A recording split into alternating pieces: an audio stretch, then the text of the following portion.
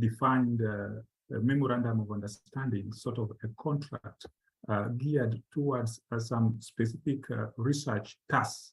So you know that doing research at the university is also expensive. So when this is done to a specific task, that would also be relevant to the city authority. This is some sort of adding synergy.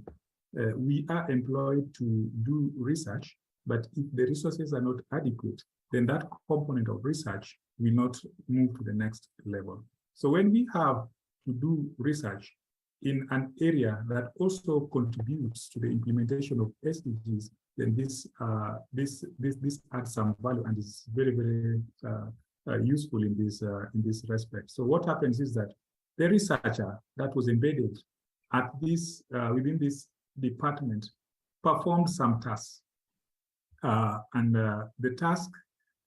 So she was working together with the city officials. Some of them were not so much conversant with issues of SDGs. So it was her own initiative to bring this to their discussion, and also to come up with some specific findings and recommendations which contributed to the engagement with the SDGs. So this is what we call embedding.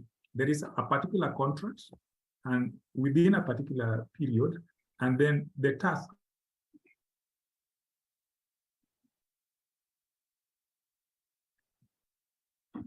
must be performed within that. In Kisumu, an interesting thing, it was not embedding, but it was mainstreaming. So there are two terms here.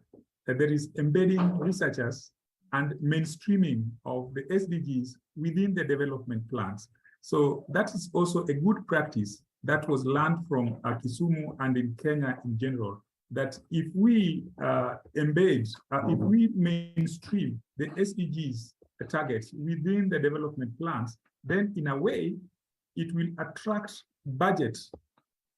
So that means it will attract budget allocation automatically within the city, the city set local government officials to be reporting on that SDG. And then this makes monitoring a little easier. What we realized that budget for SDGs was not there at the local authorities. And therefore, we could only mainstream this process. And it worked so well in Kenya. It was mainstreamed from the top, from the national level, cascaded downwards up to the city level. What the challenge we noted is that it was not mainstreamed below the city level. Yeah. Thanks, Michael. This is this regrettable part of any session where now we need to wrap up and close just when the conversation is ripe. But I would like to invite each of the speakers to offer a minute and a half closing reflection about what ideas from this discussion are you going to take forward. So I think we'll do the same order. Kobe, if you want to start us off. Yeah. Lots of lessons, lots of things to reflect on. I would like to say once again that this Sustainability Week offered by our South African partners is really incredibly valuable, and we wish it will go from strength to strength. You can count on ICLEI as a strong supporter and partner to the Sustainability Week going into the future. It's important to focus our minds on this, and yeah, lots of issues around data, lots of issues around research, lots of things to, as Sulapi is saying, you know, just the energy of the Lagosian way of doing things is inspirational in itself. You are discovering and finding out as you are doing. Telly, your work is so inspirational. I see so many opportunities for us here in this panel to actually talk partnership and to take it further. And we certainly from ICLEI side will do just that. But I think what stands out for me is that whatever topic we came from here, there is a sentiment of willingness that there wasn't, I think, 10, 15 years ago, and urgency around the need to be open to share, to take your institutional hats off for a while and work together in a new, true partnership way, because we know we basically need to have, as Telly says, these unusual partners. We cannot do things on our own. We cannot work in silos. That is not what the world needs from us right now. That is not what urban Africa needs from us right now, as we are building and shaping the new urban Africa for the future. We need to make sure that it is a resilient, equitable, and livable urban future that we are building for all. And we need the research community, we need the youth, we need you women, we need gender issues, we need all these issues to come together in different forms and ways, whole of society, whole of government approaches. And I think we have young, strong leaders that can pave this way, and ICLEI Africa is proud to stand amongst them. So I want to thank you very much for this session, and to each and everybody here. You inspired me once again, and we're looking forward to building on those partnerships that we have and strengthen and always explore new ones. Thank you, Paul. Thanks, Kobe. Shalape? Excellent. Thank you so much once again for the opportunity. For me, I'll say dialogue is so important. It helps to create understanding, it helps to build consensus, and it helps to drive accountability. We must continue to dialogue. I like what you said, Paul, about these keywords that stick with you. I also wrote down on natural partnerships. Another that stuck with me from a previous conversation was a coalition of good actors. Let's build the coalition of good actors across tiers of government, across cities, across countries, across the categories that we work in. Let's break down those silos. Let's mainstream the process. It's very critical. We've heard it. When there's a structure and there's a process, it makes it easier for people to understand. Let's also mainstream the successes. As Kobe said, the answers, a lot of the answers are here in Africa. We're seeing people going back to wrapping food in leaves. We're seeing people going back to using whole foods, looking at biodiversity. These were all African ways of living before, and we sort of lost that. And the reason why is probably because we don't mainstream our successes. And I should speak about the youth. Let's realize that the next generation is critical. They have a lot of innovative solutions because their perspective is different from ours. But more importantly, they need to learn the new habits, the better habits, so that they don't repeat the mistakes of the past. So it's very important that we include them in everything that we're doing, and we leverage them as well. Inclusivity is not just about the youth, it's about everyone. Everyone deserves a seat at the table. Sub-sovereigns should have a seat at the table when sovereign matters are being discussed. Academics and everyone should have a seat at the table. Those who are affected should have an even disproportionate seat at the table, a voice, so that when the solutions are coming up, they are part of it and they're open to supporting it. And then lastly, it may not be easy to do everything we've said we want to do. And, we all get busy and it becomes so hard, but let's always keep at the backs of our minds that it's important to do what is right, not necessarily what is known or what is easy. And I hope that continues to challenge us. Thank you. Thanks so much, Shalape. Telly, your words, thoughts? Thank you, Paul, and thank you to an amazing panel that has just given a series of sound bites and buzzwords and take-home words. And Shalape, I think I'm just like you. I've caught a couple, and I've caught a couple of strays here today. But I caught yours, last, and an issue, this thing of building consensus and the coalition of good actors.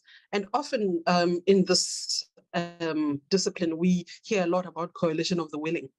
And so my concern every day, and even when I was working with local governments, was there are very real and existing coalitions of the unwilling. And there are, unfortunately, on the fringes of society, coalitions of the unable. And so we really need to obsess ourselves as institutions that could potentially be the glue between cities, but also institutions like mine that could be the glue between provinces and the global community, is really how we rally together to support and break open those coalitions of the unwilling. If you look at the global discourse right now around climate, is that the coalition of the unwilling is growing.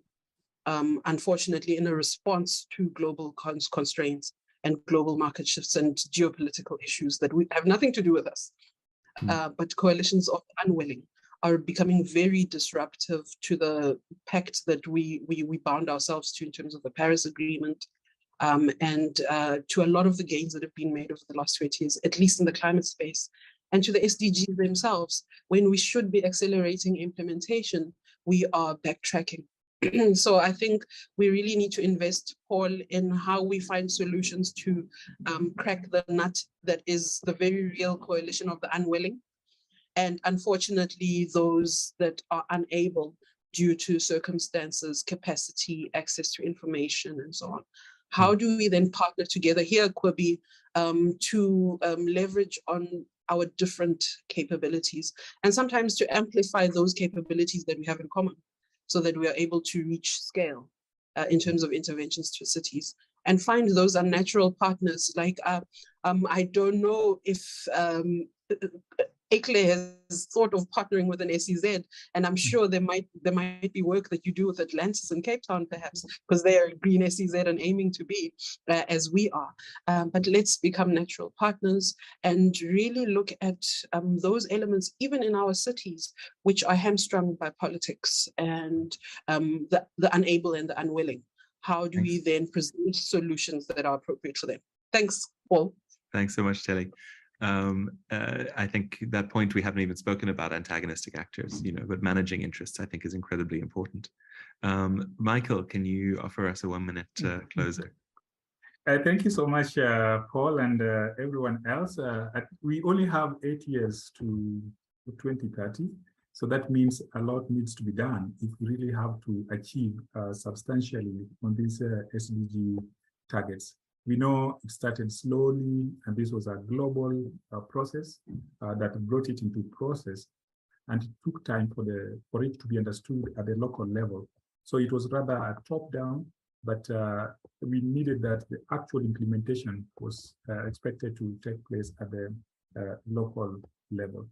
The discussion has also been very, very interesting, and just like each one of us, I've also come up with some interesting terms, noting unnatural partners and partners that are also unwilling, and importantly, also partners that are unable. So I think what we need to do is we can find a way, how do we bring all these people together? How do we bring all these stakeholders together? And my challenge, and in my presentation, I was stressing so much on an international partner. We have an international partner, and ICLEI can reassess itself whether it can fit in the shoes of this international partner, which would have the qualities to bring all the cities together in an environment that is neutral and provide space for discussion of these issues freely. What I understand by partners coming together in a knowledge co-production process is that each and every partner has interest. And if the interest is not met, then this is where we're going to come up with a partner that is unwilling. Yeah, not unwilling because of any reason, but is unwilling because the interest is not being addressed. So how do we get a partner that can force or push on this important global idea onto a partner that seems to be unwilling to understand? In all these processes, we live in one environment, and to make our environment conducive to all of us is a matter of give and take. So the unwilling, how do we bring him on board to understand that it is still important to listen? And if the interest is not met, it is also important to give a portion, each partner to give a portion, and then come to a compromise. So dialogue is extremely important here. And how do we get such a space at international level and at various levels of governance? This is the struggle that we have been having with CLIP, to provide a neutral space where we can discuss issues without undue influence from the interest of your organization. And it has been, really been tasking. Thank you, Paul. Thanks, Michael. I need to pause us here. Thank you everyone so much for the reflections. And it left to me just to say thank you very much to our speakers and to our hosts.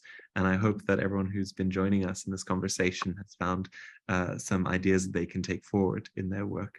So a lot of appreciation from us, and I hope everyone has a great day forward. Thank you.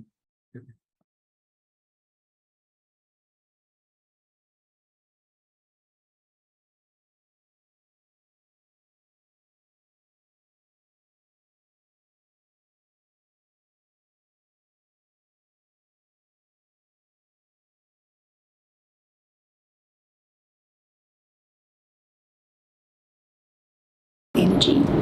Started in 2015, COMSNET is the African regional chapter of the Global Covenant of Mayors.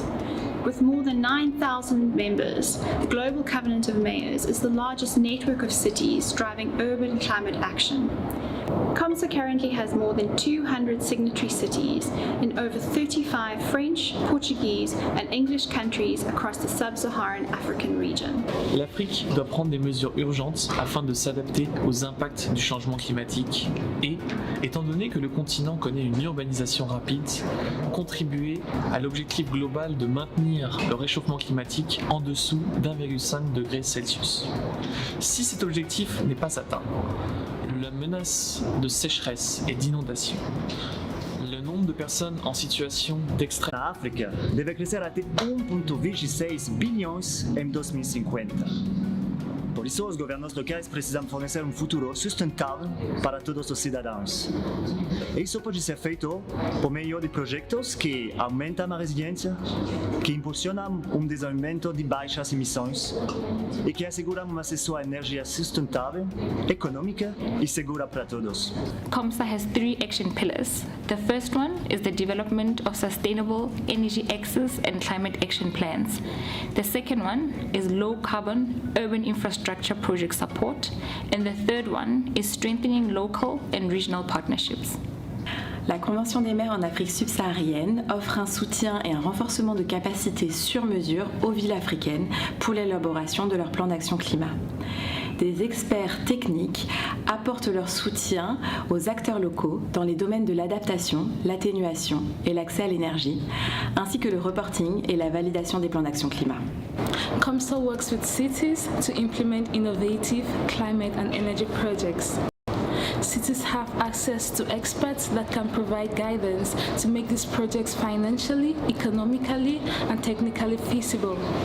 There is also potential to help cities with background studies prepare projects. O Pacto de Autarcas para a África Subsaariana é uma rede de mais de 200 cidades africanas. Aproveita a rede internacional do Pacto Mundial de Autarcas de mais de 9.000 cidades e regiões para facilitar parcerias entre as cidades e regiões por meio de eventos e troca de experiências. There are a number of tools that the COMSA partners have produced for use by signatory cities. In particular, we have responded to the call from our cities for assistance in accessing climate change finance by producing 2 important publications. One maps climate finance opportunities on the continent, and another showcases 10 case studies of how finance has been mobilized for climate change action in Africa. ICLEI Africa is very grateful to be part of this important initiative, Covenant of Mayors in Sub-Saharan Africa. The European Commission must be applauded for funding an initiative such as this, which places the needs of African stakeholders so centrally to its operations. A particular strength of this initiative has been the partners that have driven it forward. Eu acho que é uma iniciativa boa, que vai permitir com que trabalhemos de forma organizada e coordenada para os aspectos climáticos e para que tenhamos planeta melhor e retiremos tudo o que foi cometido como erro no passado e melhoramos o presente e criar condições para o futuro. Covenant of Mayors for Sub-Saharan Africa is one of the most important initiative that the African cities have taken to address climate change issues. They need to access funds so that plans are translated into investment, and that a new behavior, a low carbon development pathway, the most critical.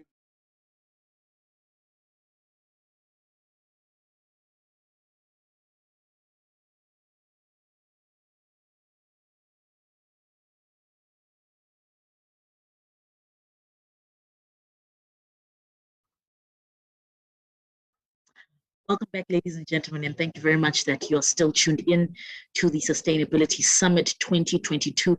Please don't forget to furnish your comments at hashtag SUSWeek 2022 on all social media platforms. Thank you very much to Adam that has been sharing most of our guests to go onto the online exhibition. We truly appreciate it, and I think you are definitely worthy to be a prize winner. Once again, we do apologize for the crisis that we had with load shedding. We are now back on the grid. We are still with you, and we are still serving content. Without wasting any more time, ladies and gentlemen, sponsored by the IDC, we are now about to engage about sustainable energy. And this will be led by a representative from the Industrial Development Corporation. She'll be kickstarting this segment of the conversation. We have Dr. Lwandle Mngadi, who is responsible for the investment and sustainability as a specialist at the IDC. Over to you, Doc. Thank you very much for joining us. Good afternoon, everyone, and thank you for the invite, and thanks, Thabang. And I'm not sure whether it's fortunate, it's unfortunate for us to have this session whilst we are embarking on stage 5 and stage 6. However, having said that, I hope our conversation today is going to focus on the solutions that collectively, through our partnerships and through various engagements, I'm hoping that we can get after the session some form of an overview or a range of solutions that the country currently needs, and also that the continent currently needs when it comes to sustainable energy. As you've said, my name is Lwandle. I come from the Industrial Development Corporation. Those who are not familiar with the corporation, we were established in 1940 through an Act of Parliament, which is the Industrial Development Corporation Act number 22 of 1940. We're fully owned by the South African government, and what we do, we align ourselves with the national policy direction as set out in the National Development Plan, all our industry plans, master plans, and other relevant policies. And our mandate is to proactively maximize the country's development impact and the continent at large through effective and sustainable industrial development, not only in South Africa, but across the continent. In the next 5 years, we've set ourselves a target to actually disperse around 90 billion rand. On the next 3 years, this will result in up to about 100 jobs. We anticipate that. But what I must highlight that most of this investment, we aim to direct it to what we refer to as Black industrialists. We plan to direct this investment towards women entrepreneurs. We plan to direct this investment to our youth. Having said all of that, I've given you a little bit of background on who the Industrial Development Corporation. I'd like to get to the discussion at hand around sustainable energy. It's quite a complex issue, and there's a lot of structural issues which face the energy sector, and I'll tend to just focus on South Africa, but with the continent not far behind what we are experiencing in South Africa. We all know that there's a large scale of renewable energy, gigawatts, investments that we need in South Africa and across the continent. However, to just say that and say, you know, if we put enough renewable energy into the grid, we'll solve all of our issues. And I think our panelists today will try and give us an overview of the complexity that is faced by the sector at this point in time. And some of the solutions which I hope the panelists will touch on today will be around how we can fast track the implementation of both the integrated energy plan and the electricity plan, with a very clear role on what the private sector can play in that space in ensuring that the implementation is fast tracked. I'll be keen to hear more from the panelists, how they see their views basically around the operationalization of the new state-owned transmission company and what it will mean for them, be it from the nuclear space or from the private sector. We'll hear a little bit from Sasol. I'll also be keen to hear the role which they foresee us as the private sector or as industrialists in this country, driven by women, by the youth, and by everyone else I've mentioned earlier, the role that we can play in the restructuring of the electricity tariff so that we are able to deal with all of the energy poverty issues that we're facing.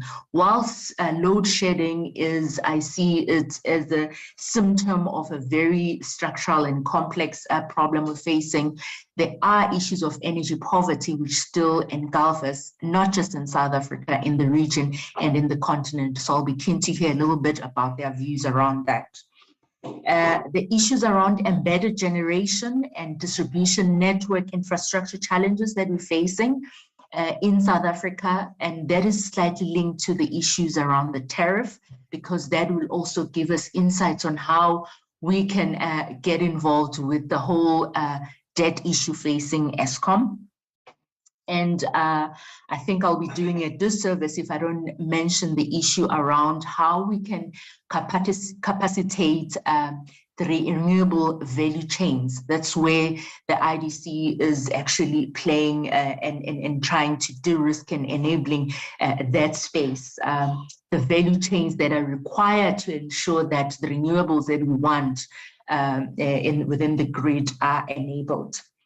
And having said that, we are also aware that it's not just about enabling the value chain. We will also be required to start reviewing and partially reviewing or looking at various adjustments around local content requirements for construction and commissioning of new generation and storage capacity. Because if you are talking about the introduction of renewables, the storage capacity issue will need to be tackled, especially in the next 36 and 24 months, especially the discussion with local manufacturers. We will need to discuss that at length. And also, we will need also to discuss how we are going to strike a balance between short-term importation of components with the need to accelerate the phasing in of upstream industrialization that is going to be required in the medium and the long-term plan, and in the long term. So those are some of the solutions that I think that I'm hoping that we can tackle today, not just look at load shedding, but look at how in the short, medium, and long term we can tackle some of the complexity that we are facing. Having said that, we're all aware of the Just Transition Framework that the president, that was handed to the president in July, and what it means for our industrialization and what it means specifically for the energy sector. And I'm hoping the panelists today will be able to tackle some of the issues that are raised by this framework and actually touch on the implementation that will be required, especially from the private sector and through partnerships. What is it that will need to be put in place to fast track the implementation of this Just Transition Framework? And for me, I think what I'll be keen on is how to understand is how do they foresee us managing both the social and economic consequences of those policies that we would have to put in place, but still putting at the center of that human development issues in this as part and parcel of decision making. The IDC has just approved its just transition framework aligned to this national just transition framework, and we are utilizing actually to drive our investment in the energy space. I must mention that. But in conclusion, some of the opportunities that we are seeing in the Industrial Development Corporation is that in the next, starting from last year until 2025, we are seeing a lot of investments around renewable energy. We're seeing a lot of associated technology advances and new employment and livelihood opportunities. As you would know, we're not just driving industrial development. For us, it's keen to create sustainable job opportunities as part of industrialization. At the center of this, we are very much aware of coal stakeholders, coal sector stakeholders and community who will be actively seeking opportunities for economic diversification. There will also be an increasing demand, domestic and international demand for, of course, climate resilient agriculture, infrastructure, housing, and cleaner transport. And for us, those are key sectors which are closely, which will have an impact on the energy space. And beyond that, in the immediate term, we see that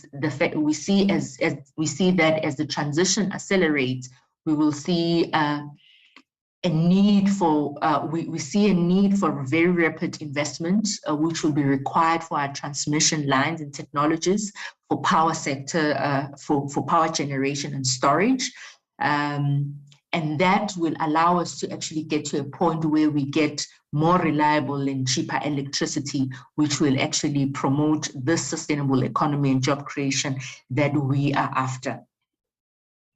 All of this, we see it as directly, assisting the coal sector, which we will need to assist as we transition or as we drive this transition in South Africa and beyond. However, beyond 2030, we envision that we will have a more affordable and reliable electricity system. However, that will require us to sort out some of the key solutions that I touched on earlier on around the authorization of the transmission company, the restructuring of the tariff, dealing us with our distribution and generation infrastructure challenges, and our value chain at large. So that is where I'd like to end, but so that I can allow our panelists to give their views on what I've touched on. I've touched on a number of solutions that I think we need to bring on the table to actually drive sustainable energy. And I'm keen to hear what their views are, and I'm keen to see the solutions that they're already putting in place around, be it hydrogen, be it electric cars, be it the advances in technologies. But at the center of it, I'll be keen to hear them. How do we actually ensure that communities and households are less exposed to energy poverty as they are currently experiencing now? Thank you. Thank you very much, Dr. Mqadi. Truly insightful discussion and engaging further on that note. Without further ado, I'm going to be introducing the panelists that are joining us on this particular panel discussion. And thank you very much for taking time. And as I give the introductions, we'll then ask particular speakers to then kickstart and perhaps pick up on some of the nuances that Dr. Mqadi reiterated there. With us, ladies and gentlemen, joining us on the Sustainable Seminar, or rather Sustainable Energy Seminar, regarding the chat around the energy crisis, we have Mr. Lawrence Pratt, who is the Principal Researcher at CSIR. Welcome, Mr. Pratt. We also have Mr. Davies Nichols, who is the Chairman of the Board at the South African Nuclear Energy Corporation. I'm assuming by my gut feeling it's Miss Majubeng Mantata, who's the acting head at Energy, Environment and ICT, which is DBSA. We also have Mr. David Lipschitz, who's the CEO and founder at My Power Station. Thank you so much to all our panelists that are joining us this morning. Please kindly open up your videos so we can see your wonderful faces, and we'll then ask that you pick up on some of the narrations that were made by Dr. Mpati, and also perhaps just introduce yourself, your organization, and the sentiments that you share around this energy crisis, because we really are in trouble. Can we start with Mr. Pratt? Then we'll have David Lipschitz, and then we'll have David Nichols, and then we'll have Mojubeng, and we'll take it from there. Thank you. Over to you, Mr. Pratt. Okay, good morning. Yeah, thank you for having me. Can you hear me all right? Yes, we can. Super. Okay. Yeah, I'm not really sure where I want to jump in, but just maybe I'm certainly looking forward to hearing from the other panelists as well. But you know, my expertise and where I bring to the table here is specialization in the PV system, right? So we focus on quality and reliability of PV modules that go into the systems, and so we just want to make sure that, you know, when people talk about loading up renewables, particularly loading up wind, solar generators in South Africa, that we do the right thing now at the early stages to ensure that the plants are built with high quality and high reliability, so that we actually do get the returns on investment that we expect to see, and we can minimize the risks associated with O&M issues and troubles with the maintenance and ongoing operation of the plant. And I think what we see now, and certainly what I hear a lot in the news around the existing national generation fleet, fossil-based primarily, are issues around O&M. And so, you know, we want to make sure that we don't make the same mistake as we build out the renewable energy systems. Okay. I think I'll Thank you leave very it there. much. Thank you. Awesome. Thank you, Mr. Pratt. We're looking forward to engaging further on that point, particularly about generators as well. Mr. David Nichols, or was it Lipschitz? You both are David. I'll go if somebody wants me to. Yes, we'd love you to. David. Okay, let's have Mr. Nichols, and then we'll have Mr. Lipschitz. Okay. Okay. Thank you very much for inviting me. Bit of background for myself. I hate to say this too loudly, no one knows where I live, but I worked for Eskom for 34 years. I retired in end of 2018. And I'm now the chairman of NECSA, which is a nuclear energy corporation in South Africa. But I wanted to put a difference through, because there was a comment made by Landilwe, who said it was a structural and complex issue. And the second one she made was discussed with storage. And I'll just discuss those two a little bit, if I may. I think that we've got to be careful that sustainability has a number of issues. It's got to be technically sustainable. It's got to be able to prove and to work. It's got to actually be scalable to the size needed. There's no point having a little lab experiment which you can't make big. It's got to meet the customer's needs. And it's quite important to understand that we talk about the customer's needs in megawatts and megawatt hours, but dispatchability becomes an issue here. And yes, if you just had a gas turbine fleet, you can meet all the needs of the system. You can run as you require to run, keep the lights on. But if you're actually going for renewables, then you must be careful that you're actually required to include storage, which is horribly expensive at the moment, backup power system, which is an alternate power system, and some kind of system inertia, which rotating machines provide you, but inverters don't. So there's a tendency to compare a complete solution, let's take gas turbines as an example, with a part solution, which is like, say, solar, which only meets your needs when the lights on. Nothing wrong with solar, but it's part of a bigger system. You've got environmentally sustainable, economically sustainable, and politically sustainable. In other words, you've got to be popular, and that, fortunately, is far too important nowadays. The engineering is often less important. And you've got to have security of supply. In other words, we could not, for example, in South Africa, rely upon all our energy coming from the Grand Inga dam scheme up in thing. But I think I want to put a comment that I think we're seeing a worldwide crisis in the power industry. And this comes back to the structure and complex mission, which is that the current new market model post the 1990s that everyone says is the solution because the old model was going to fail. Not that it had failed, it was going to fail. The new one is IPPs with multiple distribution companies and an ISMO tying it all together. That's basically the model that's on the table at the moment. Unfortunately, there is extremely large amount of evidence that that model structurally doesn't actually meet the requirements of the market. We had a 98 energy policy, which was not implemented because it was not practical. ESCOM was split in those days in about 2000 to generation and emission distribution, but no free market IPPs came to the market. And of interest, in 2004, having been told not to build anything and shut down its entire departments that related to new build. There was not a single person in ESCOM who had a job description, including the word new build in it. We went from that to, in 2004, being instructed to build Medupi, Kasili, and Ingula. So it went from nothing at all to the two biggest projects in the Southern Hemisphere in 24 months with bulldozers. And then in 2008, the financial model said ESCOM abandoned plans to build the follow-on machines. The Coal 3, the Nuclear 1, the Pump Storage 2 were all abandoned into end of 2008 because of the model didn't support them. This model, we've seen the European Union and the UK in an incredible crisis with their problem. And it's not just the Russian gas, the Russian war. This started before the Russian war. UK energy prices have gone up by a factor of 2 or 3, as have most of European ones. They're talking of subsidizing the industry to the tune of £150 billion at the moment in UK to keep the prices down.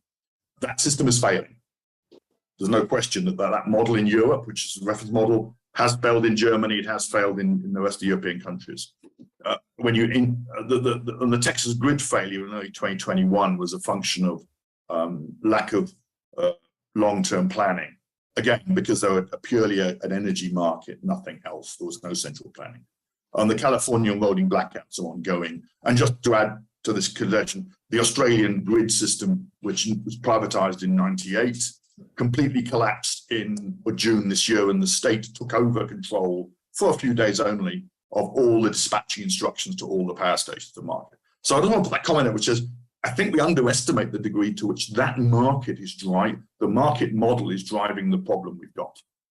And the assumption in the mid-1990s was, oh, but the old model won't work in the future, and we must go to something else. So let's just talk about what actually is required for a grid system. I just put a thoughts in Saga. It needs to lead economic demand, not follow it. We're seeing that in this country. From 2007 onwards, this crisis is not now. From 2007 onwards, no heavy industry was constructed because nobody had certainty of power. So essentially our GDP growth leveled and demand growth, which had grown at 3.5% from 82 to 2007, has stagnated and gone down. That's not good engineering. That's just, there's no capacity.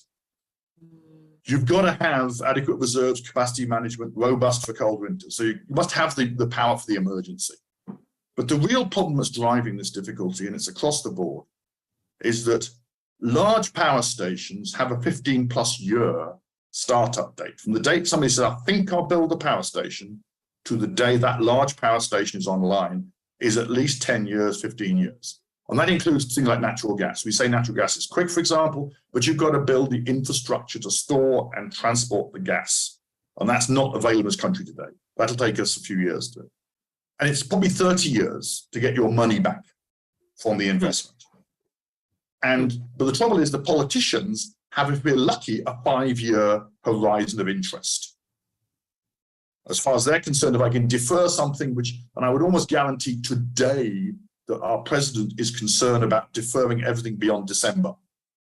Never mind 2024, when the election happens, December is more important to him. And lastly, the financiers, if you're lucky, are looking at a 10-year future. Sure. So clearly, the politicians and the financiers don't want to get involved in large-scale power generation, and you hence get the problem we've got now, the problem. And this then generates inherent state guarantees. Every South African large-scale power generation system has got state guarantees. They're either given implicitly to ESCOM or explicitly to an investor.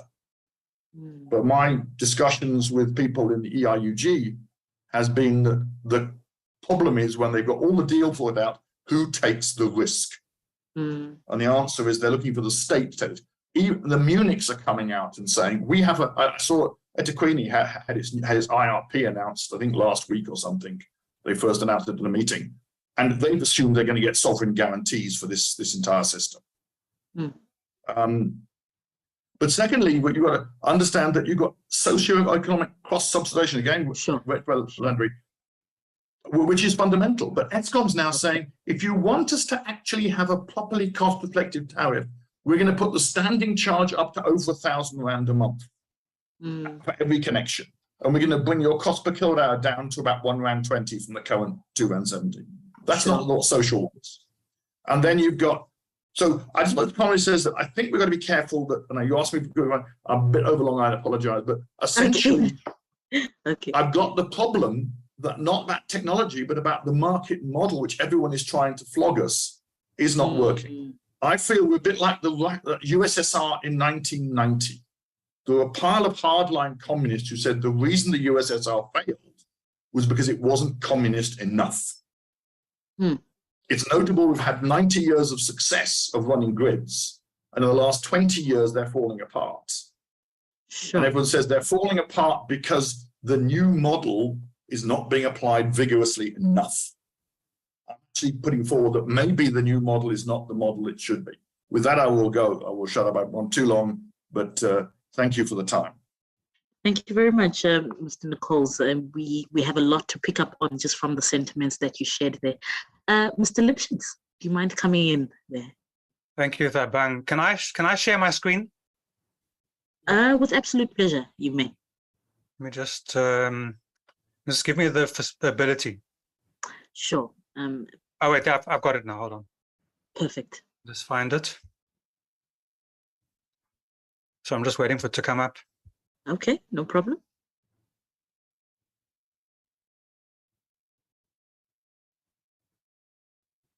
I'm not sure why it's not showing.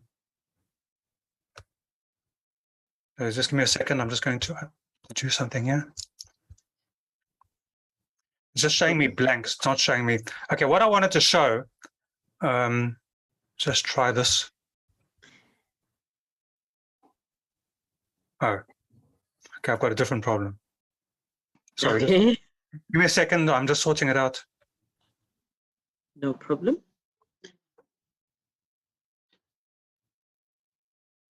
Should we? I won't. Would you like? No, it's. I'll have to quit and come back. Let's just leave it. What I wanted to show you is that I've got a graph that I've been producing since 2010. Okay. And what it shows is how the cost of electricity from, say, Eskom has increased from about 30 cents to R1.60 now. The cost to me has increased from 50 cents to R3.30. According to the NERSA increases, it should have increased to R3.06. So the extra 25 cents is for cross-subsidization. The actual price increase of inflation from 50 cents takes us to about R1.20. So my electricity cost is 3 times more than inflation would have been in the past 12, 14 years. The cost of electricity from photovoltaic panels, grid tie, has come down from R6.67 a kilowatt hour in 2008 to 60 cents now. And the cost for, if you include batteries in that equation, which I've got another graph of, has come down from, let me just get there. Sorry, just to read you. From 15 Rand a kilowatt hour, including batteries, to R3.06, R3.31 now. We actually hit grid parity with batteries this year. From a small scale point of view, the big players, the nuclear power station engineers, the coal engineers, and we do still need those kinds of power stations in our grid. Although I like to say the only nuclear power station we actually need is the sun. We definitely need that one. And we're going to need coal power stations probably for the next 100 years, at least as backup, because we sometimes have cloud. we can have a cloudy day with a PV system and we get as much energy as on a sunny day, even sometimes more energy, because clouds keep the heat out and make the energy, the PV system, more efficient. If it's raining, then maybe my system produces 10% of what it can produce. But if you look at PV costs coming down 90% in the past 12 years, and including batteries, lithium-ion batteries especially, coming down 95% in the past 10 years, then the whole homeowner segment can be taken off the grid instantly. Okay, not with, I'm saying, there's 28 gigawatts on the grid from Eskom. There should be 60 already from Eskom. So as I said in a presentation on Sunday morning, Eskom are load shedding 24 hours a day, 7 days a week. We're at stage 32 before we get to stage 1, if you know what I mean. And as Mr. Nichols said, the textile industry got closed and so many other industries got closed, not because of China, but simply because we didn't have enough electricity and at the right price. So the other thing is that, so I'm saying that from a homeowner, small scale point of view, we can run our entire grid with PV and some backup. The backup might be gas generators, it might be coal power stations that might need to run for 12 days a year. So it's a different kind of system. It's much easier to install 100 or 200 megawatt coal power stations embedded in the grid than it is to go and build these big monsters that take, as Mr. Nichols said, 10 to 15 years to produce. One thing I disagree with him on is that if you go to the JP Morgans of this world, they understand that it takes 10 years to build a power station, plus the 5 years it takes to plan them. They understand that the break even is after 25 years after go live. So their financial models are a 40-year financial plan. It's kind of like if you start a textile factory. I've been involved in textiles. It takes an average textile factory 10 years to break even, but it's cash flow positive from minute one. So the people that are financing textile factories have got a 20-year plan to get their money back. And after 20 years, the system becomes a cash cow. So if you take energy, 25 years to get payback, and then the last 15 years, the electricity is so cheap that the power station becomes a cash cow. So Eskom saying we need to have cost reflective tariffs, is a complete misunderstanding of power station build. So there's that issue. The just transition is also a slight misnomer because, in 1850, when electricity came on the grid, we had massive coal investment. In 1910, we started with oil, and that caused a big problem in the industry because you had hundreds of people moving coal around, okay? And with a turn of a switch, you could open an oil pipeline.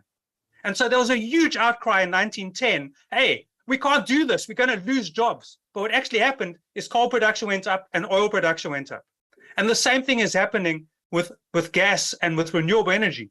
The world doubles electricity consumption every 20 years. It doesn't matter how efficiently we are, the world needs doubles electricity. So, if you look at the amount of PV coming on stream, if you look at the amount of coal coming on stream, if you look at the amount of nuclear coming on stream, there's a lot coming on stream, mostly in China.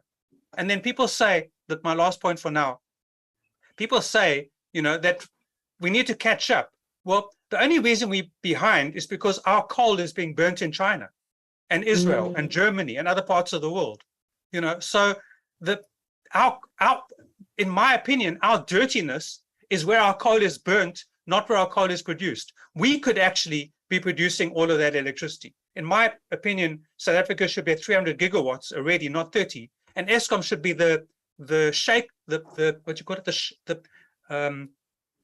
stock exchange of electricity. All the electricity flows via Eskom because if I sell electricity and my neighbor buys it at say 7 p.m. because I've got a battery bank and I can supply electricity at that time, and my neighbor's prepared to buy it from me, then Eskom and the cities make money out of that transaction. So there's a whole mindset shift that's needed, and I think that's where we need to go. Thank you. Thank you very much. Thank you very much, Mr. Lipschitz. I think you also added quite a lot of nuggets that are worth engaging on, particularly the state of Eskom. And perhaps it is by choice that they choose to remain underdeveloped when it comes to these, the mindset and ideologies and so forth. So we can actually talk about it. Can we have Ms. Mantata just to come in there, and then we'll have Mr. David Kawesha. Mojabeng?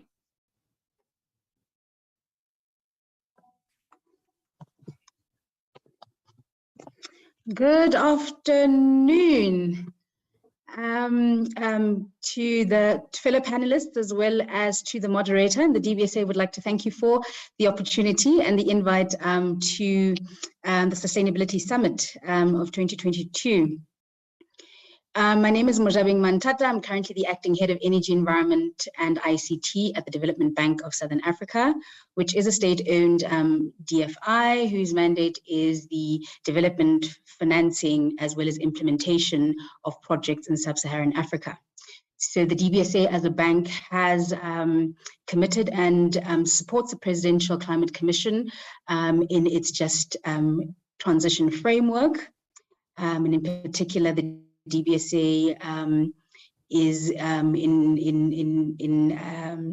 agreement with the PPC's framework and looks forward to supporting the decarbonization of our economy and industrial base, as well as the electricity system, by actively supporting Eskom as it retires and refuels or repurposes power stations, as it invests in grid and transmission investments, as well as it rapidly supports, the ramp up of renewable projects. So the DBSA internally as a bank and as it funds and it deals with its stakeholders has developed its own Just Energy Transmission Framework based on three key principles, which are least cost, inclusive growth, as well as supporting a gentle low carbon transition.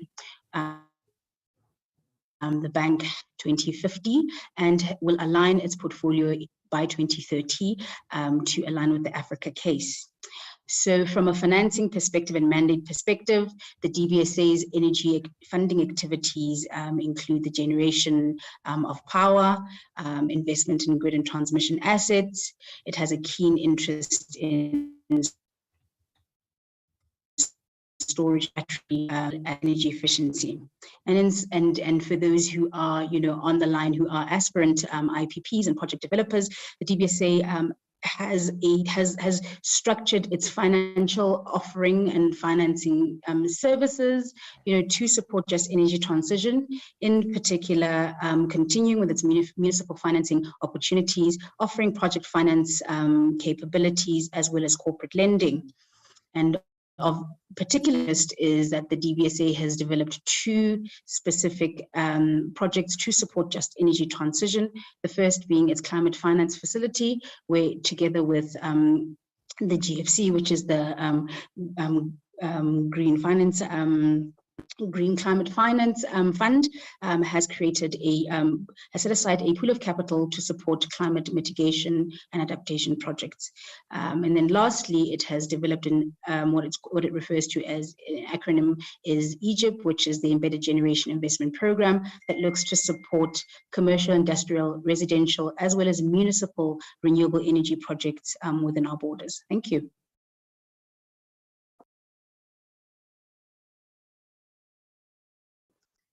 Thank you.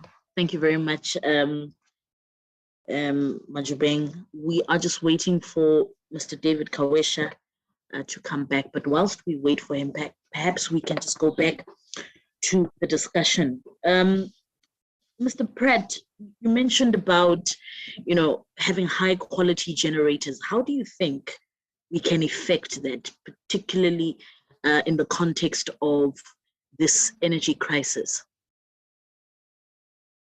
So high quality generators, PV generators I'm referring to, hey? Okay, yes, indeed. So I mean, it comes down to a good quality design, a good quality components, and a good business model. And, I think, and I think this is maybe a role where the question from our introductory speaker was around, what's the role of the private sector in this space? And I think there are numerous experts and professionals who build PV power plants from the smallest rooftop systems to the largest utility scale. And I think, that they know what to do and they know the value of good quality components. And I think that, one of the things that I'm seeing sort of generally speaking is, and I don't know if it's a South African culture or what, I've come from the United States myself, so I just have a little bit of an outsider's view, if that hasn't been clear from my accent. you know, there's a bit of a sense to go after the cheapest product and hope it works. And that's not necessarily the case. And, you know, one of the things that we've done around the business model for procurement on our own campus, we have 2 megawatts of PV at the CSR in Pretoria. So we talk the talk and we walk the walk. We have our own generators, so we understand the issues, the pros and the cons.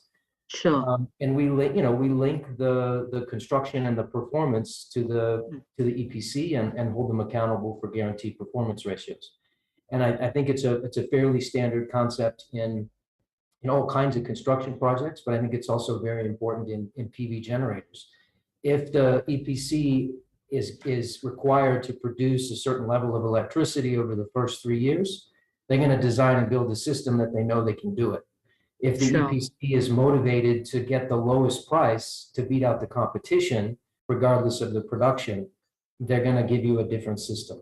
So I think, you know, it's all of those factors. It's having people with good experience. It's having the right business contract in place, and it's having the right sort of we call it pre-construction testing. And, you know, this is something that power plant generators, EPCs do all across the globe to ensure the quality of their PV generators. They insist and require pre-construction testing. They might even do sort of pre-module selection testing through the likes of PVEL and the PV scorecard, and just knowing what you're getting and ensuring that the product that you've chosen is actually what's being delivered to you from the manufacturer, whether the manufacturer is based in South Africa or overseas. So I think all of those things come together. I think you're quite right in saying the context in South Africa and Africa at large is different, completely different in terms of the infrastructure and also, you know, looking into address the informal economy and how energy affects that. So we'll have perhaps Mr. Lipschitz later comment on that. Mr. Khawesha, welcome back. Thank you. Please do introduce yourself and offer us some light onto this particular discussion. Thank you very much, and apologies for that. It was a bit of a update on the PC side, so I had to let it restart, but much appreciated, and thank you for such a wonderful panel, and I think a very insightful discussion as sort of laid out initially. And so I'm David Khawesha, I head the Just Transition Office at Sasol. And I think in terms of the discussion, and the challenge was put out as to what sort of solutions I think we're looking for. And I think it's important to recognize that the cost of inaction is just not, it's not affordable. So certainly we have to do something. I guess the question is, of course, how, and also being able to do it in an aspect that was mentioned, of course, in a just and equitable manner. So I think from a Sasol perspective, what we've done is we updated our future strategy last year, which really laid out our decarbonization pathway, aiming for 30% emission reduction targets, and then net zero by 2050, net zero ambition by 2050. So lofty goals, but it is covered with well laid out plans up to 2030 in terms of how we intend on decarbonizing. But I think also what's important is this has to be enabled by certain elements, such as, of course, grid infrastructure to be able to integrate renewables. And given that our long-term ambition is really driving towards the downstream element in terms of renewable energy is one aspect. From our perspective, it's really focused on hydrogen and green hydrogen specifically, and the derivatives thereof, because we believe there's a key competitive advantage in that element as well, in terms of that side of the value chain. And I think it was mentioned earlier around how do we take advantage of those. And I think we do have the ingredients in terms of renewable energy resources in South Africa. We've got platinum group metals within South Africa. We, of course, can lean on our specific FT Fischer-Tropsch technology, which then allows us to produce sustainable products and chemicals, fuels and chemicals in terms of for the wider markets. So that's one critical element in terms of that provides a little bit of a solution space, but it's got to also be enabled by the ability to place products in the global market. So here you look at ensuring that the trade agreements that we have and the regulations that developed countries are putting in place do not restrict companies like ourselves and countries like ourselves as we transition to place, let's say, transitional products before they are fully green. So that is a critical element in ensuring that we solve for those aspects. I think another critical element I just want to touch on is a little bit around the work that the NBI did and the National Business Initiative did, which showed that we would need around, I think, 6 to 7 gigawatts just of renewable energy per annum. And from today, not in terms of to just essentially move to a renewable dominated grid. So it's a significant challenge. And I think it's been described in details around what are those enabling factors that we need. But from SASO specific side, of course, what we're doing is as part of our procurement program, we went out to the market for 600 megawatts. And part of it is as a key localization component. Those are key tangible elements to try and help grow the local capacity within the market. Granted, it's not gonna, it's part and parcel of the solution, but I think it helps to essentially grow the market in that regard. The other element is, of course, we're producing our first volumes of green hydrogen in our Sasolburg facility in the coming year in 2023. And that's also an element in terms of how to start to grow that side of the business on the downstream element to ensure that you start to introduce that into the value chain. People get comfortable. Standards are then set to be ensured that that product can then be utilized further on. So if you look at it, those are critical components in terms of how we can transition in terms of the renewable energy dominated system. But this has also got to be enabled by collaboration and partnerships. And here, this is why we've set out a number of partnerships. We put in a memorandum of cooperation with the ITC last year, and looking really at trying to grow the green hydrogen ecosystem in South Africa. One of our flagship projects is then the Bukobai project, which is it to be off the ground, it to be large, and there, of course, you need to working with the Northern Cape government to then see how best do you actually materialize a project of that nature and of that scale, which is then looking at doing it in phases. We're currently in the pre-feasibility phase, and then at full capacity could potentially have 9 gigawatts towards 9 gigawatts of electrolyzer capacity. So it's a significant scale. It's not, but I think we need the key components and steps put in place today to help us really realize those large scale project opportunities. So from business really driving catalytic projects to ensure that they start to drive the transition in terms of towards low carbon solutions and the green economy. And I'll leave it there and for the other panelists to come in as well. Thank you very much. Thank you very much, Mr. Kawesha. Perhaps, Mr. Nichols, you can come in here just as an inference from some of the highlights that Mr. Kawesha has shared. I don't want to call you all by your first names because we've got 3 Davids here, so it's going to be confusing. No problem, that's fine. It's the first time I've been on where they're spotted. I once won a project where the 9 of us in the project and 7 were called David. Oh no! That was complete chaos. And we wouldn't know who killed Goliath. So I mean, really, yeah, a serious problem. I'm sure the propaganda machine was in there somewhere. Just on that note, Mr. Nichols. Yeah. Can I just ask you a question whilst you are answering Mr. Kawesha's insights? How do you think we can build a robust energy system, particularly in South Africa and in Africa? In just answering the question of transition that Mr. Kawesha had mentioned. I worry, or let's ask the second question first. We've just got to go out and build something. I'm sorry, we have people, we have the current disaster situation. Coming back to what Mr. Lipscher said earlier, you know, people say, oh, we don't need any more power stations because we're at 35 gigawatts is all the demand is. And the demand is 35 gigawatts because we didn't have the power to justify the industry to have more. So it's a vicious chicken and egg situation. We should now be at about 60 gigawatts of demand if you look at the Eskom growth for 25 years from 82 to 2007. 2007, the lights went out for industry, no new building going on. But in terms of how do you build a new one, you've got to commit to doing it. And as someone mentioned earlier, money is available. You can raise money for projects given you've got some kind of guarantee. I think in terms of the discussion of the renewables and the hydrogen economy, and I think it's a very exciting prospect, But I do worry slightly that we have a habit of having future projects based on a technology we haven't quite mastered yet. Sure. I'll give you a silly example. People say we can put hydrogen down natural gas pipelines, if we had any, but assume we had. The problem is the energy density by volume of hydrogen is actually quite low. So your gas pipelines actually become less effective as you put more hydrogen down, and quite dramatically so. Also, hydrogen, by the way, leaks quite nicely. It's the smallest molecule we've got, so it actually gets out. So leakage becomes an issue. So I think there's a whole pile of issues there.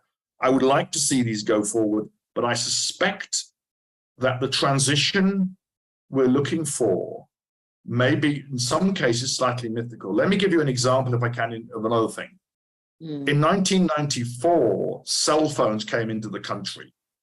Everybody said the problem with cell phones was there wasn't enough of a market for them, and they wouldn't be able to justify building all the cell towers because only the rich and famous would have them. That clearly was totally untrue. But if you turned around to the head of MTN and Vodacom in '84 and you had said, my gardener will have 2, my maid will have 1, her daughter will have 1, and her grandson will have 2, they'd look at me and say, you're out of your skull. That won't happen. In your house, you'll have 1 for yourself and your wife and me. So the cell phone absolutely changed the industry, changed the telecoms in Africa completely, with no policy discussions. Sure. Nobody did that. So I worry slightly that, and I'm not saying there shouldn't be support to startups, that's a different discussion. But if people believe that mini grids and renewables and local systems are going to work, then why do they need the support? Why isn't my little closed, my gated community we live in, 130 houses, why aren't we driving our own system rather than relying on the grid? And I think we misunderstand him. So that's my sort of comment. So generally, I'm very supportive of new technology things going forward, absolutely. But I do worry that we are basing everything on storage will become cheaper. Sure. If you will. And the reality, Andre de Ruyter said recently in a conference, said, look, if you're going to build storage, you're going to build pump storage schemes like in Gulu and Drakensberg and Palmite and those things. You're not going to build batteries because they're not cost effective. And as batteries are now are fundamentally driven by material costs, there is not much prospect for them going down in price. In fact, with the recent quadrupling of the price of lithium concentrate, the price of lithium-ion batteries is now going up dramatically. Because you're now at a point where only 15% is actually. So I think we've got to worry about, are we being too fashionable sometimes? I'll say the obvious statement, which you're probably expecting from me because you put nuclear next to my name. It's very simple. If you look around the world at countries that have got low cost, low carbon, reliable grids, the top 8 of those are all either large-scale hydro and or large-scale nuclear. France is the obvious nuclear one. Someone like Norway is the obvious hydro one, but across the world, that's pretty much a standard setup. That if you're going for low carbon, dispatchable, low cost, reliable systems, you end up with nuclear and hydro. Sure. And the problem with that is very simple, is it tends to squeeze everybody else out of the solution. If Eskom had not been told in the mid-90s to change its business model, and no longer be the supplier of last resort, and not be guaranteed returns, would we be still in the crisis we've got now? But also, would we be making a lot of money for the developers? And the answer is, if you want to make money from an Eskom deal in the old days, you had to actually build something, a valve, a pump, pour concrete or something. You didn't make money from having a deal. Are you with me?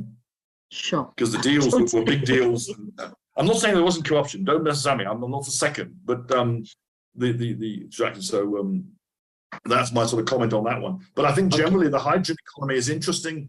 I'm not quite yet seeing the economics of it. I have a problem of why we are going to be able to make hydrogen here and ship it to Europe cost effectively. Why can't they make it in Europe? I've heard rumors Europe's quite windy. I used to live there.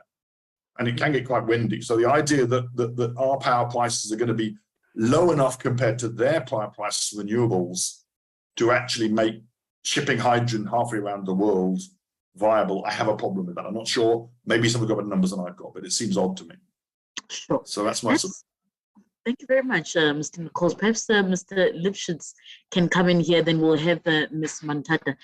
Mr. Lipschitz, I think, you know, in your commentary, you can add some of the questions that Mr. Nichols has posed in this discussion.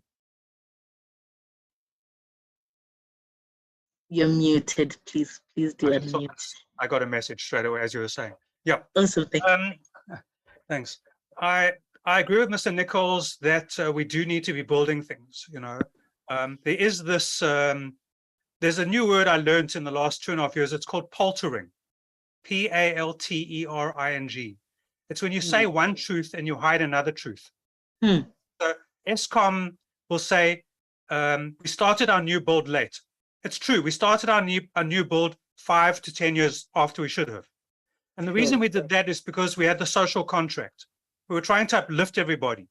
And the focus moved in government from energy to the shift in what people needed. Right. So, you know, there should have been some of both, but it was like a major diversion. And it was probably necessary for 10 years after 1994 that happened. And then there was a shift back to looking at, you know, how do we grow the economy? And so Medupi and Kusile and Coal 3, which hasn't been started yet, all 5 gigawatt coal power stations should have been online. So Medupi should have been complete in 2015, and Kusile should have been complete in 2018, and Coal 3 should have been finished this year. If you just look at Ngula and Medupi and Kusile, and you only look at when Eskom said those power stations came on stream, and you look at the gap between the baseline in 2008 and the actual, you know, as it came on, you'll discover there's a 45 trillion rand gap. That's equal to 10 billion rand a day of load shedding. So the economy lost in the last 14 years 10 billion rand a day because Ngula and Medupi and Kusile are late. Now, you know, I wrote an article a few years ago in 2015 where I said that South Africa, with its low technical capability in general, because of the history and all the things we know about, you know, lends itself to a renewable energy system, you know, a system where you can install a system in 3 days. If it takes 4 days, you're late. It's like you buy an air conditioner for 10,000 rand. If it costs 12,000 rand, you're already 20% over budget. You repair your car, and the mechanic says it's going to cost you 2,500 for the service. If it costs 3,000, you're over budget, and that's only for half a day of work, for example. So, you know, the problem with Medupi and Kusile and these huge power stations and nuclear is it takes so long to build, you don't know when you're behind. You don't know when you're over budget. You have so much technical competence that's required in terms of electrical engineers, civil engineers, chemical engineers, every kind of engineer, scientists, financial experts that can give you finance for 40 years. You know, when you bring a PV system onto the grid at 57 cents a kilowatt hour, or you bring a battery-based system onto the grid at 3.50 Rand a kilowatt hour, you know immediately what your break-even point is. It's instant. You know, 10 years ago, then in 2008, when I put my first PV system, backup system, and we started having load shedding, and I bought a diesel generator. It was loud and horrible and stinky, you know, and a lot of pollution. And then 3 months later, I threw that out and I put in my first PV system just to run the basic loads. And my neighbor said, "David, you're an idiot. You know, why would you spend 5 Rand a kilowatt hour when you can spend 50 cents a kilowatt hour?" And I would say to them, "You've just bought a new car. It's costing you 200 Rand an hour to drive the car. I've got an old car, which is paid off. And I choose to make sure that I never have load shedding. And in my house, we haven't had load shedding since 2008. And in 2020, because of the big cost decrease, we replaced that entire system with a system that does basically 10 times as much capability for the same price as in 2008, and actually in real terms, half the real cost. So I just think that, you know, I know that Mr. Nichols and the other people, the big players, to run a smelter, you know, to run a steel maker, to run a big car producing company, to run all of those kinds of, to run a big shopping center, we're still going to need, they're the base load that make the coal power station viable. We're still going to need coal for at least the next 30 to 50, 80 years. Okay. But we don't need the coal in the small, you know, industry for homeowners. So my entire roof should be covered in PV. photovoltaic panels. My garage should be full of batteries. You know, I should be making electricity during the day, fill my batteries up, and then sell electricity to Eskom at 9 o'clock at night. You know, and I've been offering them that since 2008. But they won't come to the party. They think there's this myopia in government thinking that, you know, we need to make money in the grid. The localization thing is a myth as well, because, you know, there's 60 million people in South Africa that depend on electricity. There's 20 million people in South Africa that depend on electricity for jobs. Even if we import everything from overseas, which we do, by the way, for a nuclear power station, almost the entire nuclear power station comes from overseas, and that's okay. But it's not okay for a PV panel to come from overseas. You know, so, you know, it's about having the electricity. It's not about Eskom and its employees becoming rich at the whole country's expense. I don't think that Eskom are deliberately hurting the grid. I mean, that would be treason. You know, as I've said before, I don't think that's a deliberate thing. I think there's a, you know, I worked in government for 2 years and I saw this project management issue. You know, the project manager might be 7 levels down in the organization. Okay.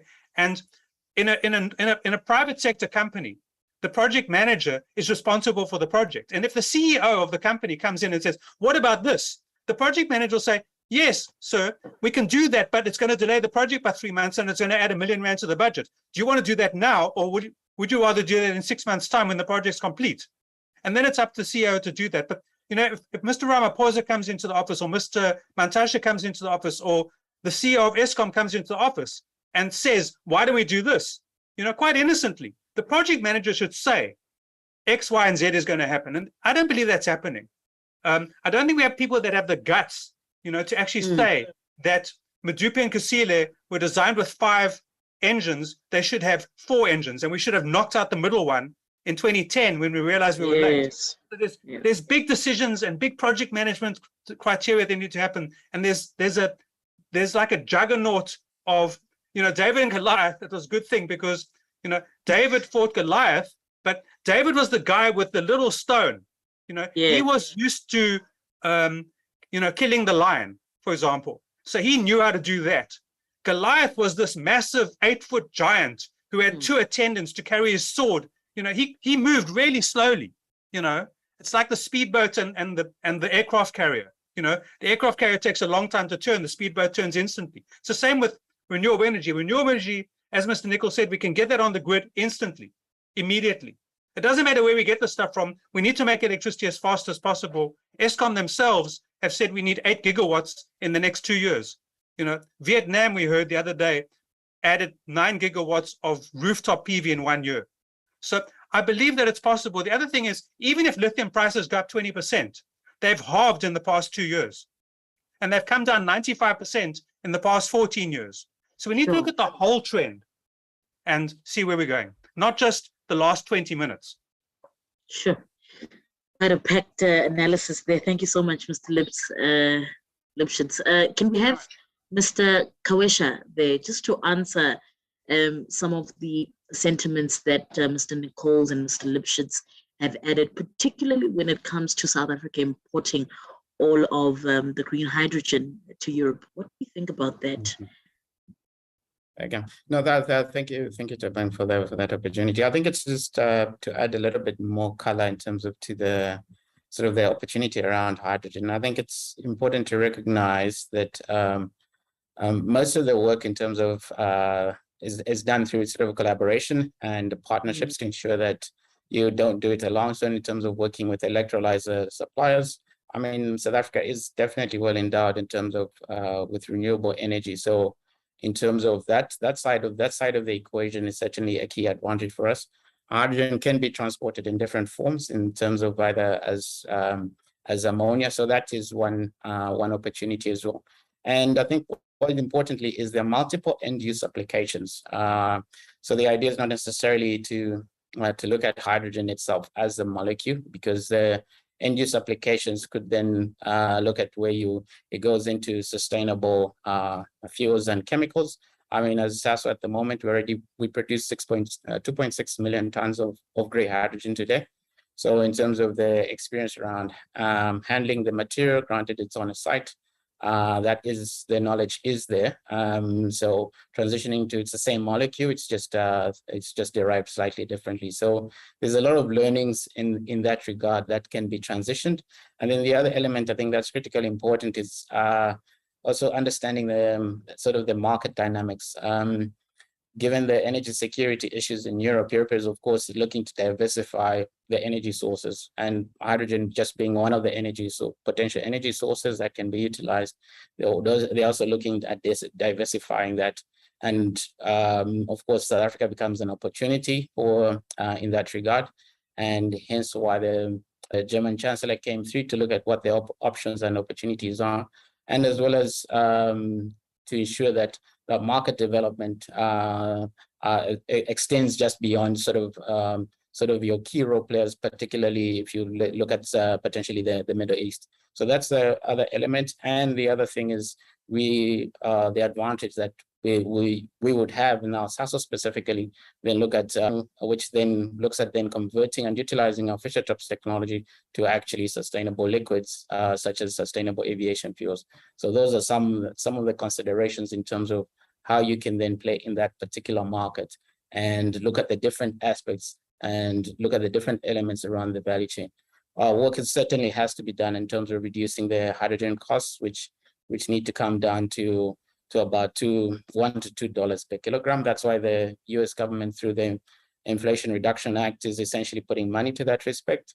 And then I think the other aspect is, of course, as I indicated, then working with the electrolyzer organizations and other partners to ensure that you can then reduce those costs. So I think I'll leave it there in terms of just a little bit more color to the hydrogen aspects. Thank you. Thank you very much. We did need the color indeed, because now we're trying to defeat this Goliath called load shedding in the room. Perhaps let's have Mr. Pratt come in there. Just as a principal researcher at the CSIR, I mean, apparently we've got about 1.3 billion people that are living without access to modern energy. How do you think we can connect to them more effectively besides generators and so forth? Mr. Pratt? Lawrence? Sorry, yep, I'm here. Okay. Sorry about that. Yeah, so remote access, access to electricity for remote sites. I think, solar with battery storage is just a great way to go. And there's, numerous examples.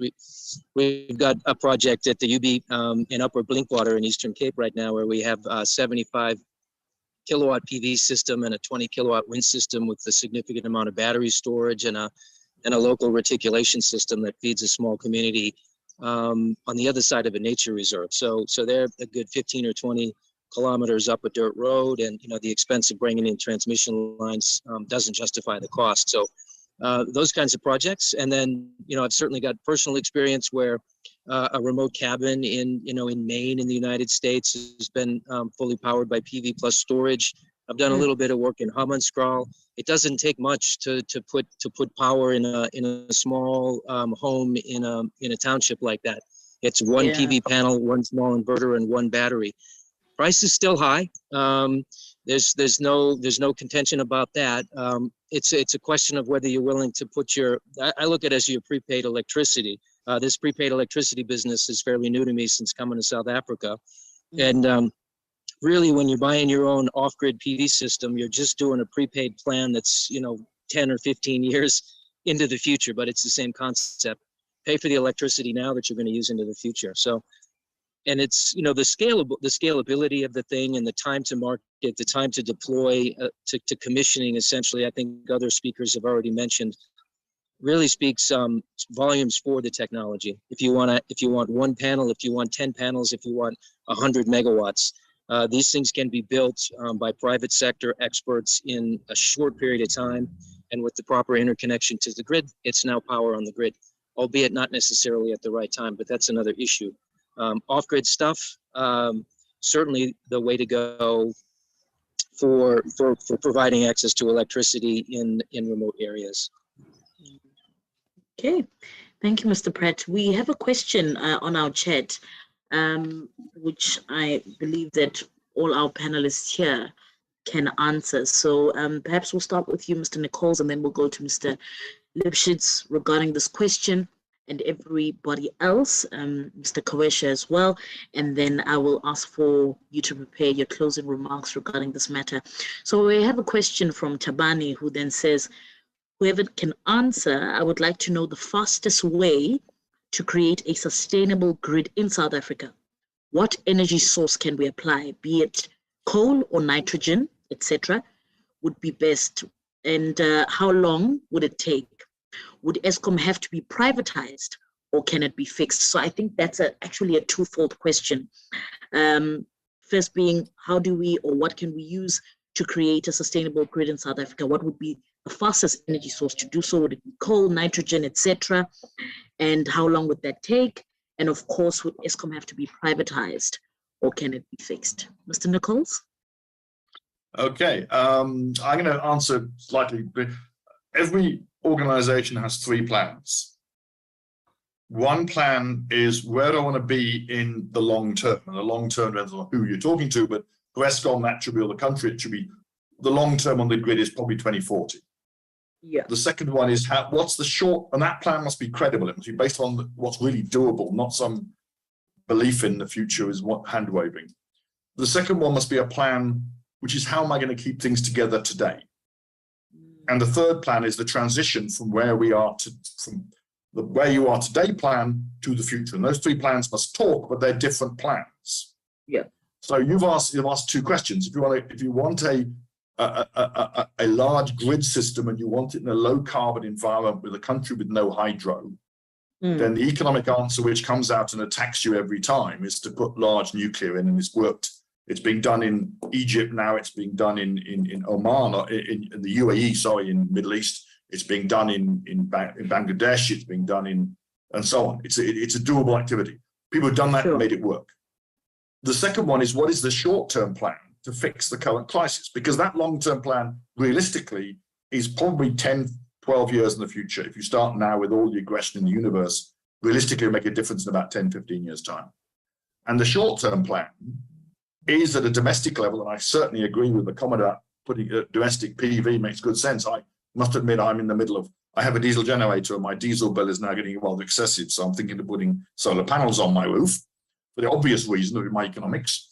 But I think that, so in the short term, yes, there is a requirement to go for as much distributed power generation in the housing market as you can get, while trying to get the Eskom system working again. There's nothing wrong. The Eskom power stations aren't that old. They're getting older.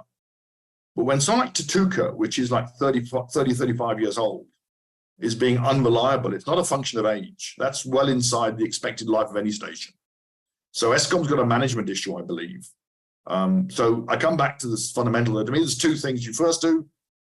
Fix the short-term problem, which I believe it is, encouraging distributed generation on the basis that it will be for the next few years until it gets supplanted or possibly supported by centralized improvements, and improve Eskom. And the second one, and the third thing then is you've got to work a plan out which gets you from where you are now to where you want to be. And I really worry when people talk extensively about the transition plan without discussing that they have a plan for the present and a plan for the future. If I was developing, if I said to you, I'm going to go drive some of my car in a minute, which I've got to, but I said, I'm not sure where I'm going, not sure where I'm starting from, but I'm doing the planning to do the journey, you would look a bit stupid. And I fear we are too busy in transition plans without having a clear idea and an agreed idea of what is the long-term plan for the country. And secondly, how are we going to fix the short-term problem? But they're different activities, because the long-term solution is probably not going to be in place for 10 years. If we say natural gas, getting the infrastructure in the country to store natural gas on the scale you need for that process is going to take us years. Getting the contracts in place will take us years. So basically, large-scale natural gas, I believe, is about 10 years away. So you've got to look at what you can do with now, and that is, I agree entirely with the plan A, fix Eskom. Plan B is to get the much local power. People like me being told it's worthwhile changing my generator for a solar panel and some batteries. But that's a view. You ask my views, there's my views. Sure. Clearly, my long-term view is simple. You just build nuclear power stations and it works. And you can see that by the fact that the only station, no one's questioning the age of the Coburg station. It's going on a 60-year life. The American station is saying we've got 80-year lives. It's well maintained because it's maintained in the law. So yeah, the long-term solution, build more nuclear power stations. And one last comment on me just quickly, slightly amusing. I always enjoy it when Western Cape, when Cape Town Council says they want to reduce their carbon footprint for electricity, when the electricity comes currently from Coburg. And the carbon footprint of a nuclear power station is less than that of renewables. So that's a little bit of a light-hearted comment I'll make on the meeting. Thank you very much, Mr. Nichols. Your last sentiments there, Mr. Lipschitz, and we'll have Mr. Kawesha and Pratt, and then we close off the session quickly. Okay. I'm going to answer the questions. I'm not going to fight Mr. Nichols about nuclear. We can probably spend the next 3 hours on that. One thing to say is nuclear is not entirely carbon friendly because you have to get the uranium out the ground. You've got to enrich it. That requires energy. You've got to transport the uranium in secure transport. You've got to pour tens of thousands of tons of concrete to protect the building. Concrete is the world's biggest polluter, etc. But let's just answer these questions. The fastest way to get a sustainable grid, in my opinion, there's two things. One is to start building renewable energy with battery backup as fast as possible. I've got a plan. I know where I'm starting from. I know where I'm going. We could have 190 gigawatts on the grid, gigawatts of PV on the grid in 6 years with 5 terawatt hours of batteries, cheaper than we can do anything else.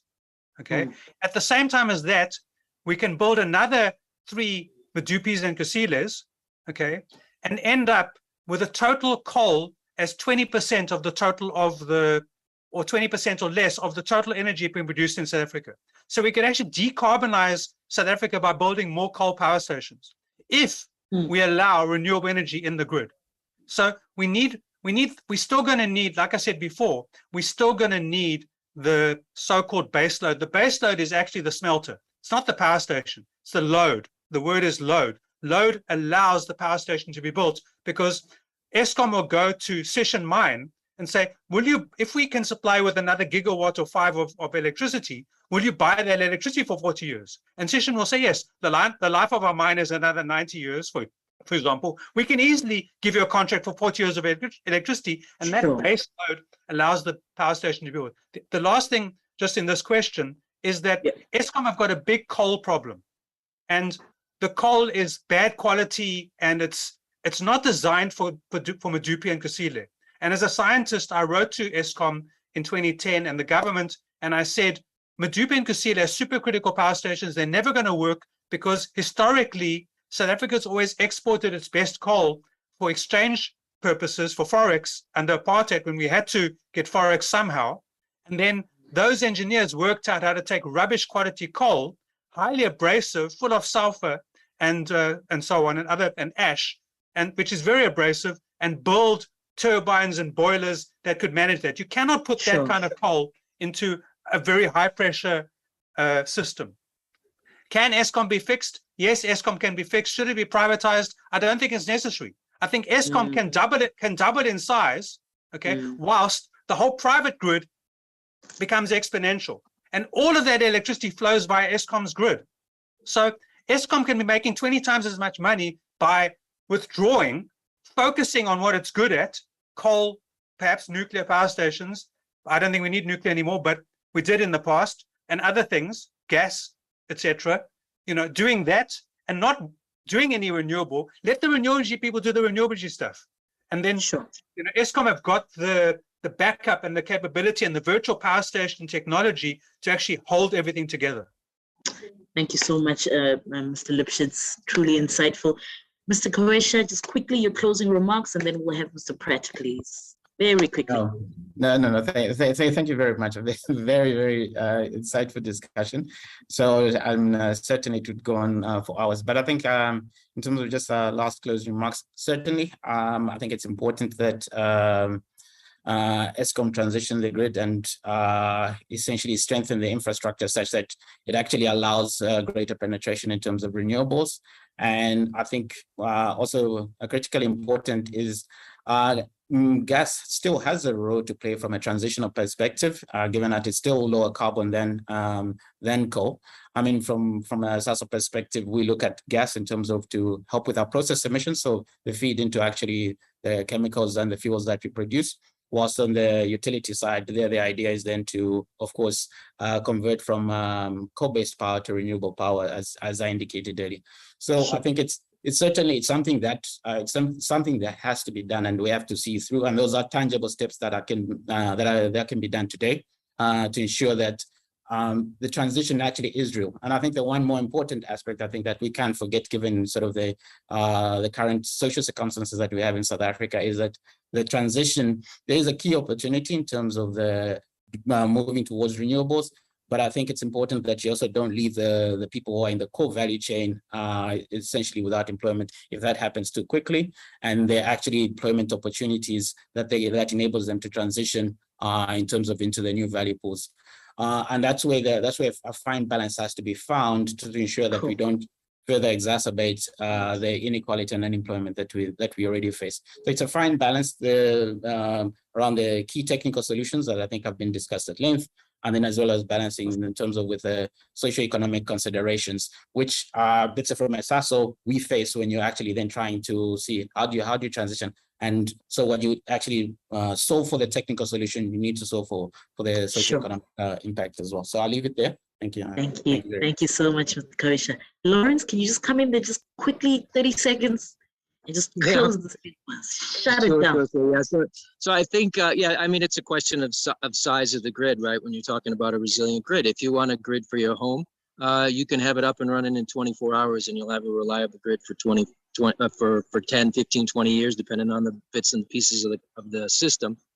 A national grid, yeah, that 40-year timeline makes sense. And to me, I guess just kind of what I go back and kick around sometimes is the debate and the challenge between Thomas Edison and Nikola Tesla back in the day, AC versus DC. And Edison was actually running around to clients and trying to build local DC generators for a small, like a city block, while Tesla was busy trying to perfect the AC transmission transformers so he could ship power hundreds of miles away. And I think it's kind of interesting to see that we're maybe moving back towards more of a DC-based Edison model with rooftop PV systems on homes. And I think the commercial industrial guys can actually do a lot for themselves. And if we can get the big heavy users to also utilize some of their surrounding area to build their own PV plants, we can go a long ways towards alleviating with storage. Every time I say PV, I want to say storage now. We can go a long ways towards alleviating the issues at the national grid. So yeah, Edison versus Tesla, food for thought. Thank you very much. Thank you. This was an incredible panel. I think I have hope that load shedding will not destroy us. It will not, overcome us. So thank you so much for those insightful thoughts to all of you. And we're looking forward to engaging further in the future about the sustainability of energy. So happy load shedding for now. And thank you so much for your time. Thank you. Thank you very much.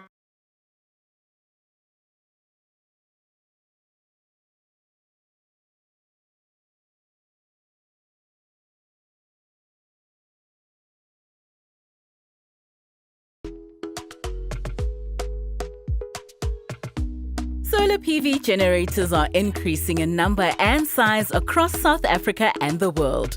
They are powered by photons from the sun and produce electricity here on Earth during the day. PV modules are a key component of PV generators because they convert the energy from photons into electrons that deliver electricity to the network we use to power our homes and our workplaces. Solar PV modules must perform reliably for 25 years in the tough South African environment to achieve the expected low cost of electricity from the PV generator. Accelerated stress testing is an effective way to ensure that only reliable PV modules are procured and installed so that actual performance meets expected performance over the lifetime of the PV generator. To support the solar PV industry in South Africa, the CSIR has invested in expertise, skills, and the facility for accelerated stress testing. The facility will support the PV industry during the implementation of the National Integrated Resource Plan, which includes the integration of 8 million kilowatts of PV generators onto the national grid by 2030. The facility is designed to simulate 25 years of real-world PV module degradation in only 3 months. PV modules are subjected to extreme conditions in temperature, humidity, mechanical pressures, and electrical potential according to procedures defined by international standards for accelerated stress testing. The stress tests are designed to provoke the same failures that are known to occur in the field over time when modules are poorly constructed, improperly installed, or poorly maintained. Side-by-side testing of selected modules during the accelerated stress tests provide quantitative data for ranking the reliability of PV modules relative to one another. The data is then used to procure and install only the best modules in terms of safety and performance. The CSIR investment included an outdoor testing facility for real-world performance monitoring and model validation for flat-plate PV modules, including crystalline silicon, thin film, bifacial, shingled and half-cut cell modules. The CSIR became an early adopter, investing in the first of 4 PV plants for its Pretoria campus in 2015. The PV facility is used for research on a larger scale, innovation, and self-generation of electricity. The PV module research and testing facility represents but one research interest of the CSIR Energy Center. Other research groups focus on electricity systems planning and optimization, the just energy transition, developing new materials for chemical energy storage, energy efficiency, and piloting new thermal energy storage systems. The CSIR Energy Center provides a broad range of scientific research and innovation necessary to support the future energy landscape, one of which will be more complex, interconnected, and decentralized. The integration of accelerated stress testing of PV modules will help ensure the solar PV generators play their part in generating reliable electricity from carbon-free fuel for decades to come. Closing message by Dr. Kitesa Roro: quality is everyone's responsibility. South Africa is transitioning to a low-carbon economy for a sustainable future. According to the IRP 2019, which details the long-term electricity planning for the country is planning to install 6,000 megawatt of solar PV between 2022 and 2030. The solar photovoltaic modules that are currently in the market should work for the 25 years lifetime.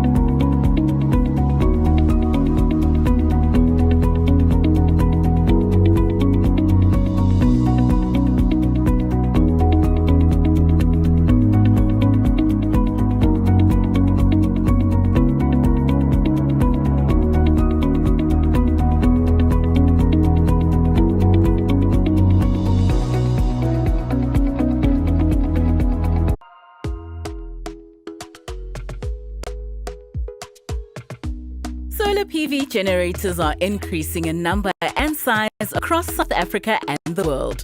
They are powered by photons from the sun and produce electricity here on Earth during the day. PV modules are a key component of PV generators because they convert the energy from photons into electrons that deliver electricity to the network we use to power our homes and our workplaces.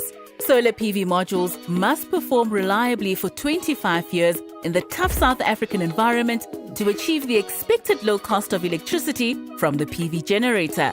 Accelerated stress testing is an effective way to ensure that only reliable PV modules are procured and installed so that actual performance meets expected performance over the lifetime of the PV generator. To support the solar PV industry in South Africa, the CSIR has invested in expertise